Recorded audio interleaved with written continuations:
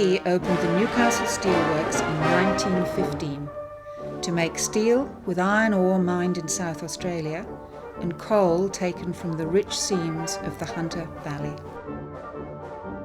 The company's choice of Newcastle for the steelworks was to forever change its city and its people. For almost a century, it carried the scars and banners of the City of Steel. Pollution, smoke, shift work, jobs, hard work, and engineering excellence. At its height in the late 60s and early 70s, the steelworks employed nearly 12,000 people and produced close to 2.25 million tonnes of steel a year. Spin-off industries and the need to provide goods and services to BHP created thousands more jobs in and around the city.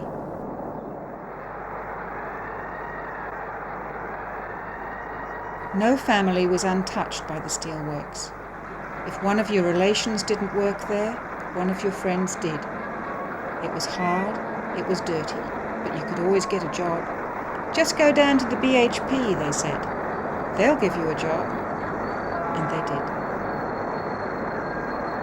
did. Everyone thought the work would last forever. But in the 1980s, BHP cut its Newcastle workforce to 6,000, while continuing to maintain productivity at 1.5 million tonnes of steel a year. A series of business improvement plans followed to try to make the steelworks more viable by reducing costs and increasing output. But in April 1997, BHP made its not unexpected announcement that the main part of the business, the making of iron and steel, would close at the end of 1999. Job losses would be around 2,500. BHP said the steelworks was too old and small to be efficient in world terms. The company appeared to be repositioning itself as a global miner. And for those who held this vision, the Newcastle Steelworks seemed to be in the way. Generations of families had worked at the BHP, as it was known. Grandfather, father, son. Many had worked nowhere else, which is why, when the decision to close was made, it hurt. It hurt hard. It hurt very hard indeed. Substantial company effort was put into retraining, counselling, assistance, and generous severance pay to employees. But more was needed. 84 years of iron and steel making in Newcastle had to be laid to rest with all the dignity, honour, and sense of history and occasion that could be mustered. A few key executives and supervisors seized on the idea of an event that would involve workers, their families, and the wider community. The company supported the plan, recognising it as a powerful weapon in deflecting criticism of the closure. It was in fact in February of 1998 that the name Ribbons of Steel was created. I have to say that there was a lot of tension in the early days because a lot of the steel workers weren't that happy about an art type festival, but eventually I think we chose the best elements of what was proposed. And so Ribbons of Steel was born, an 8-day arts festival incorporating 90 separate projects and bringing together close to 2,000 members of the community: artists, musicians, performers, writers, school children, organisers, support staff and employees. As the steelworks wound down, the festival tempo wound up. We are both commemorating the 84 years of steel making, but Ribbons of Steel itself is a new model. Ribbons of Steel, as we know, is commemorating the closure of the steelworks, but it is far more than a commemorative piece. It is instead a celebration of the tradition of the Newcastle steelworker, a proud tradition and spirit that has underpinned much of Australia's industrial development and indeed economic prosperity. It set out to capture the emotion of the moment, by the people and for the people. It wanted artists to paint the plant, photographers to capture its images, singers to create its songlines, playwrights and storytellers to see into its soul. If you had something to say, something to offer, Ribbons of Steel wanted it. The first group of arts workers, in fact, came onto the plant in July 1998. Not long after that, in fact, in August, school students started to come onto the plant. We had some photography students, drawing students, and then not long after that, the university students started to come onto the plant. Steel workers surprised as the artists flocked to record their workplace, with paintings, etchings, engravings, liner cuts, lithographs, photographs, and even rubbings of steelworks equipment, and an installation based on steel workers' boots. This was something new for our members because we're not used to painting industrial scenes. Our members mainly paint still lifes and flowers and landscapes and things like that. But we looked upon it as a challenge and we decided to get involved. And this is one of the paintings that was exhibited. And this is an oil painting inside the BOS. It's taken actually from a photograph, a copy of a photograph that was lent, among others, to our society for our members to paint pictures from. We are truly in one of the most interesting galleries anywhere in the world. We are surrounded by art that tells a story of people and of events. It's a story of 84 years of steel making in Newcastle. A story of pride, achievement and worker dignity. And it's a story that will continue to be told for generations. The analogy was with the houses that lived in the shadow of the BHP, and we noticed that there was a lack of colour and that the colour that was there was somewhat faded, and so we decided that we would like to have a little piece, a little view of what it would be like post-BHP, as symbols of hope that we could inject some colour into the neighbourhood. And what we've done is we've taken images of dwellings around the BHP and we've digitised them and we've really played with colour. Major artworks included Birgitta Hansen's massive moving murals, 4 acrylic and oil canvases. The movable metal frames, 2.5 metres high and 2 metres wide, were built at the Steelworks Apprentice Training Centre. In the fab shop, Julie Squires collected steelworks icons and with willing BHP metalworkers assembled steel plate into the muster point, a house-sized sculpture built to evoke the steelworks skyline and contain lasting images of its triumphs and tragedies. It is estimated that more than half the employees were actively involved in Ribbons of Steel. They were singers, actors, guides, artists, photographers, builders, historians, researchers, writers, archivists. We enter the Ribbons of Steel precinct through a steel gateway designed by the Hunter Institute of Technology and partly built by employees and paved by workers more used to placing lining bricks inside steel ladles. 2 disused buildings were renovated for the festival by BHP workers. One was the tool room, built in 1941 to manufacture tools to make munitions. Each department wrote and illustrated its own history. Nearly every department put on a display.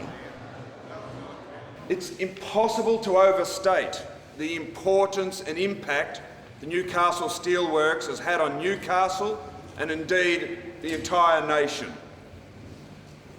The depth and diversity of the works featuring in Ribbons of Steel and the history and emotions that it evokes is truly inspiring. It's an extraordinary array of art forms incorporating the work of so many different people from different backgrounds, different skills. The intensity, the emotion in all of these works is very tangible. You can feel it as you walk around. The pride and the care and the thought that has been invested in all of the displays, all of the creations of art is very, very apparent.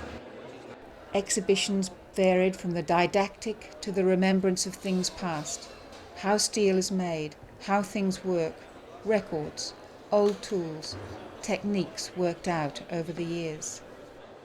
Many people have been involved in putting together this particular display under the heading of refractory services, and what we have here is a representation of just different aspects of what we do. For example, I'm sitting on top of a coke oven wall setup using a fairly new design known as Myco wall. Just behind me we have a refractory gunning machine. Over here on my left we have a representation of the current steel ladle lining, the way it's set up with the different courses or layers in the ladle lining. Over behind me we also have some drawings and sketches depicting the use of refractories in the whole iron and steel making process. I've got some liquid nitrogen to show the public what it looks like, because not many people know what it looks like. And I pour some out into a beaker and show them, and I tip some on the floor to show the fog. Also, I've got a piece of old machinery called a switching machine, which is no longer in use. It's been replaced by electronics. So that's something else that I've got to show. And also some books with photos in them showing the construction of the BHP oxy plant. BHP workers also had expertise in softer materials, the protective clothing, safety goods and tools made in the Industrial Safety Goods Department. Our people had a lot of fun in putting that exhibition together. We had a plastic brain there that people could see right and left hand brain operations, and we all enjoyed it, and a lot of our partners and children enjoyed the experience of going there as well. What we've endeavoured to do is show a combination of both the new technology in both departments, which is quite modern and up to the standard of anywhere else in the world, but as well as that, incorporate some of the older themes, I guess, and try and bring in some of the things that we've been used to in the past and remind us of some of our history, because there is a lot of history in both departments. I'm reasonably pleased, and the other guys are very pleased with the way it turned out, and they were certainly getting quite passionate towards the end about making it a really good display. And the work of migrants was commemorated. We've got some things in here that are just absolutely irreplaceable, and I suppose that's the bottom line about this entire exhibition here. It's just irreplaceable. It represents such a tiny fraction of the participation of migrant workers at BHP. At Greta Migrant Camp, they had over 100,000 people come through there, and a large percentage of those people worked at BHP. Contributions by Aboriginal workers were remembered. We wanted to pay respects to the elders of the community who had been involved with the Smiths general contractors, and that was Roy Smith, who's passed away, and Bob and Bill Smith, who they were brothers, and they set up the construction company and employed hundreds of Aboriginal people over the years that they were involved in rail and dispatch with BHP. Anybody who wanted to participate, to make a tile, to push things into the surface, to draw, paint, basically do whatever they wanted. Some of them are very simple, handprints, footprints, that sort of boot prints, that sort of thing. Some of them are very complicated. The people who did them have gone to a lot of trouble and really thought about what they actually wanted to say. Some of them express contempt, some of them express a great deal of sorrow that something that they regard as a part of their lives is going. 120 disposable cameras were distributed to interested employees to capture for posterity the people, activities, machinery and workplaces of particular importance to them for the photographic collection in our time. I wanted to try and capture the dying days of the steelworks, and what I'd like to do is come back when they start to pull it down and actually start to take some photos then and maybe put a book together. Photography was part of the Molten Arts project, which allowed the steelworks unions, through the Workers' Cultural Action Committee, to contribute to the festival in many ways. Because it's never not going to be not sad. It can't be a hugely happy event, but yeah, it can be positive. Our brain cells are disappearing fast. Not that I admitted to start with, we didn't need them much at the works. They used to say to us, leave your brains at the gate. That's if you got any. Oh, come on now, they never said that. Newcastle playwright John O'Donoghue, author of another noted steelworks play, Essington Lewis, I Am Work, was commissioned to write for the closure. No More the Fur Elise, No More the Bullid Bloom is based on 3 generations of steelworkers. The strange title comes from the playing of Beethoven's Fur Elise to warn workers that a ladle of 220 tons of molten steel was rotating into casting position. We had capacity for 120 people originally, but we went up to playing to 180, 220 I think was the biggest audience, with people standing, quite emotional responses. Some of the nicest audiences, I think from the project's point of view, were actually workers, because from the workers' point they felt that it was a very, not only moving, but it portrayed them very well and portrayed life here at the BHP. Steel making's gone, the fire burns on.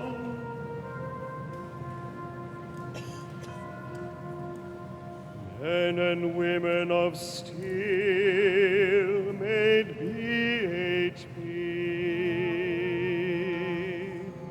The other Ribbons of Steel performance was far more a piece of community cultural development, bringing in skills into the community that did not exist, such as large-scale aerial spectacle work in terms of performance, and integrating with existing community-based groups to get their skills up so that those sorts of things could be produced in the future from the community. September 30th in Newcastle steelmaking ends, BHP shuts down the furnace, the end of an era's scheme. Today, September 30th, Newcastle steelmaking shuts down. Others is calm and they do their job. Now steel's made in some other town. I know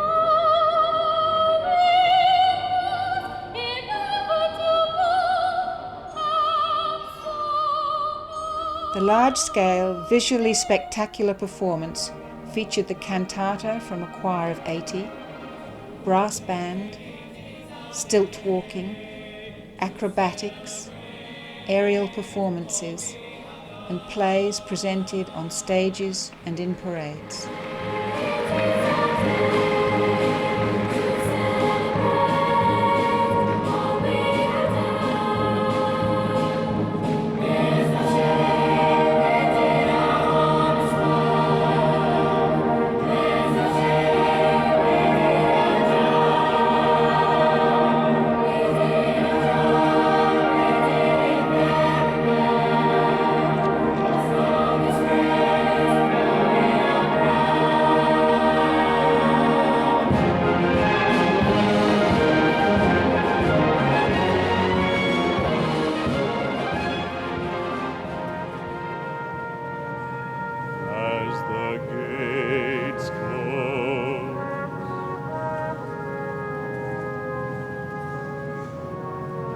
As the gates close,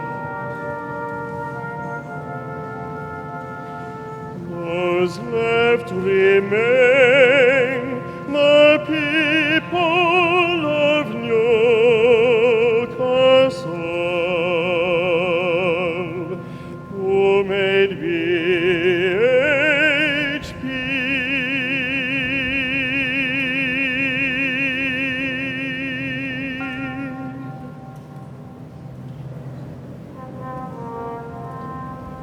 and the fire burns on, and the fire burns on, and the fire burns on.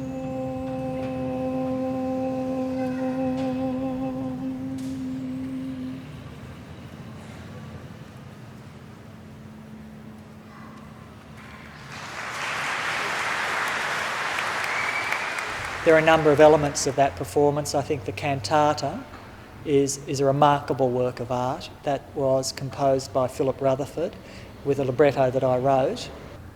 I think someone said my grandfather was here in 1915 when the plant started, my father was here, I'm still here, you have done us proud. Well, it's been quite enlightening to see the people you work with. You think that, steel workers, they can only pick up a hammer and bash things around. To see the actual hidden skills they've got, like to see the people singing in the choir, people with poetry talents, and even seeing some of the actors that are performing in the Ribbons of Steel. You know them from work as just someone who worked next to them. You actually see them there perform, and they're some quite talented people. My colleagues out in the works and other people from around the community who've been involved in the choir have found it to be a very, very rewarding experience. My other experience as a performer, again, I think the last time I was a performer on stage was when I was at school. I think I was a tree. This time I come on stage and I play a real live person. That was a great challenge. I was nervous and I didn't want to do it at first. We were feeling a bit low with the closure process and being virtually extracted from our way of life, and there wasn't much enthusiasm. It was like a breath of fresh air to get people from the outside to come in and help us with our closure process. We needed to get involved, put things together and do something physically and something positive, as Julie said, about the actual closure process and to show people what we were and what we'd done.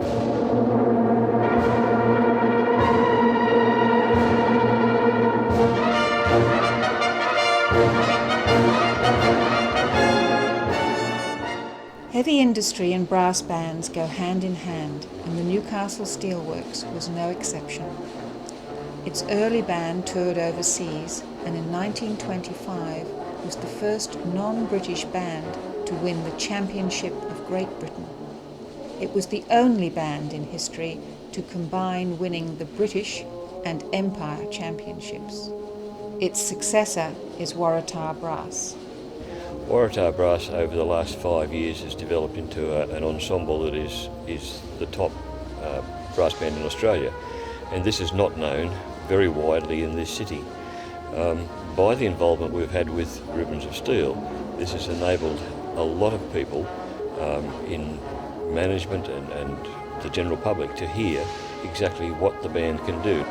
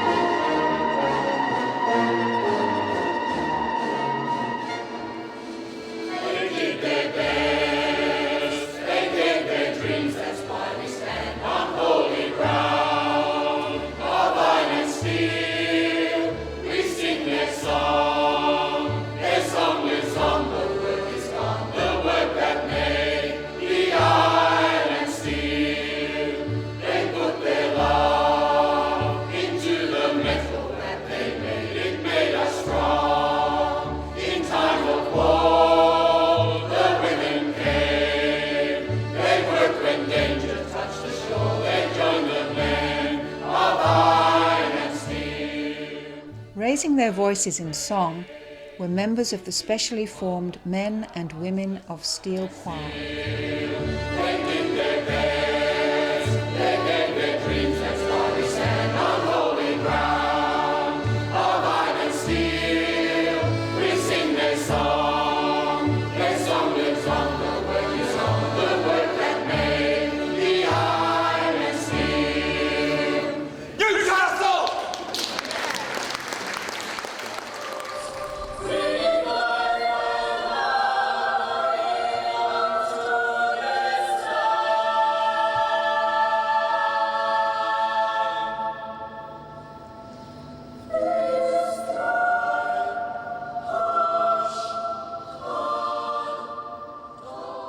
There were also the Newcastle Conservatorium Chamber Choir,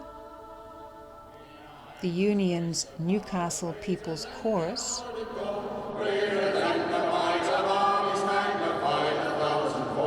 we can bring to earth a new world from the ashes of the old, for the union makes us strong.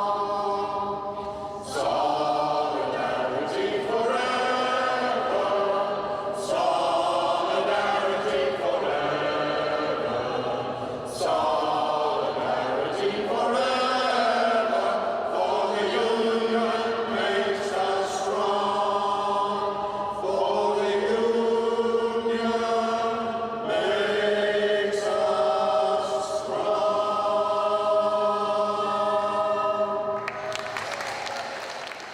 and the Waratah Girls Choir.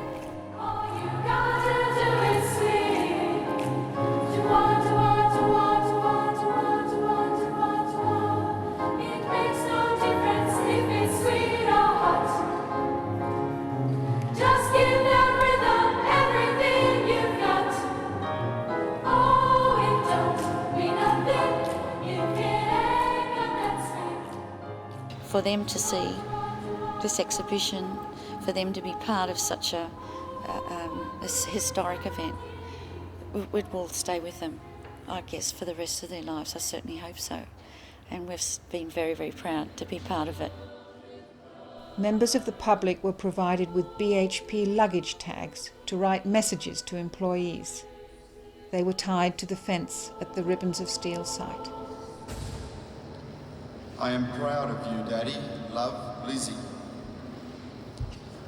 This one needs to be sung. BHP is closing down, doo-dah, doo-dah. We're all going into town, all doo-dah day.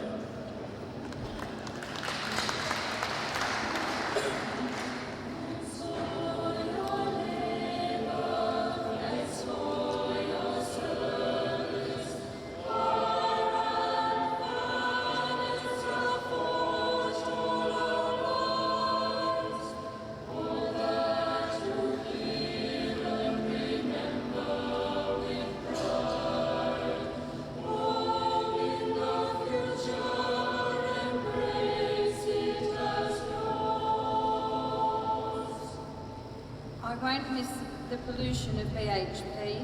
I hope you all find jobs and happiness. I hope this person is not in the audience tonight.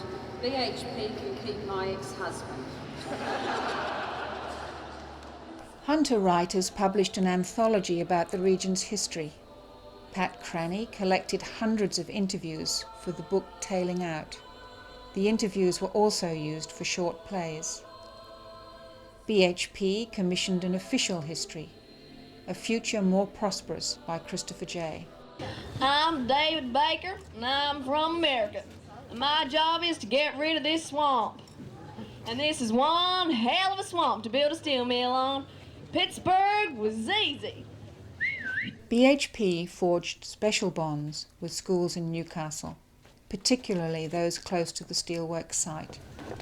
1, 2, 3, suck.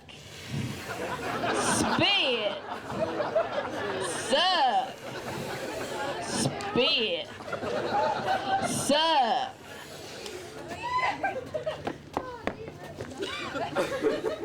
Who told you to swallow? Spit. Up. Not bad at all. Children from more than 30 primary and high schools took part in Ribbons of Steel, providing musicians, actors, sculpture, paintings, photographs, drawings and ceramics. The children, we always brought them over to the works. They did a tour first, and after they got over the initial how big, how huge, how old the place was, they were then able to interpret that. Plus the neighbouring schools did a lot of research on the actual history of the steelworks, and were able to incorporate that into a lot of their performances.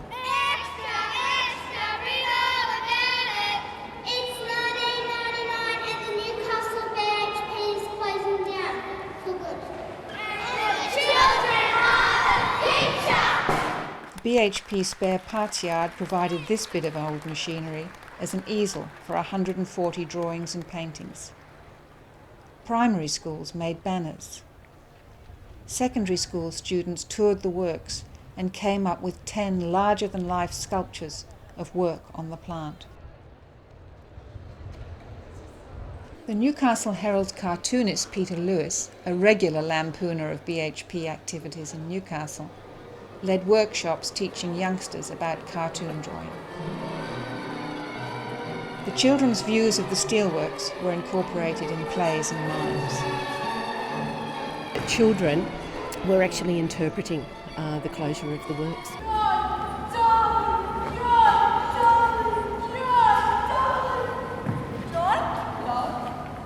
It's 1925 and Newcastle buys its own collieries. The John Darling Collieries. Ribbons of Steel set out to leave a legacy, and it succeeded. We got to work with the actual working population of BHP, the workers at BHP, and they became main performers, telling their own stories. We actually managed over a period of time to convince a certain number of them to actually perform the 4 generations of steelworkers at BHP for the 84 years of steelmaking. It was very, very rewarding, and I came away with a sense of achievement. Not only was it a cathartic experience for steelworkers at a time of immense upheaval, but it added breadth and depth to the lives of those involved. Yeah, it's given me a bit of excitement, some interest in the closing down of the works, because you know you're going, you're dismissed. So this Ribbons of Steel, you have fun. You just do it. Just do what you have to in the performing arts, and you sing and it makes you happy. So the dismissal doesn't seem so bad. It's been enjoyable actually. It's given us a bit of an aim in the last couple of months, last 6 months really. Just all our good feeling. Very satisfying indeed, yep. It's been good that we have some form of celebration, if you like, of the closure of the steelworks after 84 years. It's good for the people at the steelworks, and I think it's also good for the Newcastle community because it represents a pretty big change in the state of things here in Newcastle. I think if we were all to go out the gate with barely a whimp or a whisper, people would feel fairly empty. So in my mind, the Ribbons of Steel setup has been a very good celebration. I'm not so sure about the celebratory aspect of it. I think maybe more as a memorial to lost jobs, lost opportunities for the future. Although the performance of the Ribbons of Steel over in the repository was quite emotional for me, I thought it brought out some good points. It's been a great thing and well worthwhile, and allowed a whole heap of people to express their feelings about BHP and the closure. The last 2.5 years has been something where we've been able to reminisce and live with a lot of our memories and to work our way out of this industry and out of this plant with a lot of dignity. And that's been very, very good that management said it will be done with dignity, and I'm sure that that's one of the things that's happened here. Ribbons of Steel stilt walkers performed in the opening ceremony of the Sydney 2000 Olympic Games. The Repercussion Percussion Group has grown from 12 to 45, and regular bookings include entertaining the soccer crowds at Newcastle's Marathon Stadium. It also has a spot in the 2002 Sydney Mardi Gras. The Steelworks Choir sang in Parliament House. Ribbons of Steel plays have enjoyed reruns in Newcastle. The static exhibitions are destined for permanent display in the city. The renovated Steelworks tool room will be preserved. For many displaced workers, new doors have opened. I have memories. I remember the Ribbons of Steel. I remember what it felt like to be in a actual BHP type choir, which was unknown until then, and being in a performance, actually being on a stage with a couple of hundred people in front of you. So I'll bring away the memories of what I've been doing. History does need to be recorded, that it is valuable, And exhibitions like this really do serve a very important place. You've got to know where you've come from. And that's what history is all about, recording that stuff. These seemingly inanimate, old, dusty, useless objects, which we take for granted, actually become incredibly important. It's just been amazing, and I certainly hope and put it on record that this becomes a permanent museum, because there's just so much here. It's just incredible. So I would like to say thank you to everybody who has been involved in what's been a very short period of time to bring off what is such a remarkably successful undertaking. I think it was a good show. I was a bit apprehensive at first. I was looking towards a beer and a barbecue, but once it all came together and the effort that the artists have put in, the effort that the volunteers have put in, the people that work on the plan have put in, I think it's been pretty good, yeah. But when it's all said and done, nothing of this could have come about if it weren't for the resolve and the determination of the workers of the steel mill, of the Newcastle Steelworks, to leave a lasting testimony to their involvement and those who preceded them. The end result is that when the steelworks sadly close in the next few weeks, nobody, not now nor in the future, will forget it and forget the people who inhabited it. Ribbons of Steel put a full stop to a momentous chapter of Australian industrial history. As the celebration of the end of an era, its like will not happen again. The Newcastle Steelworks was sometimes bolshy, sometimes brilliant. It was never an easy place for outsiders to understand. It was a place that embraced the quintessential ambitions and values of 20th century Australia. And towards the end of that century, different values and aims were coming to dominate political and economic thinking. In its way, Ribbons of Steel is a symbol of those casualties of global change. It remains a monument in the memories of those who participated in it, in the artefacts it left behind, of enduring features of the Australian social landscape. Courage, inventiveness, humour, mateship, endurance, perseverance, creativity. It says, some things you can't shut down. Newcastle!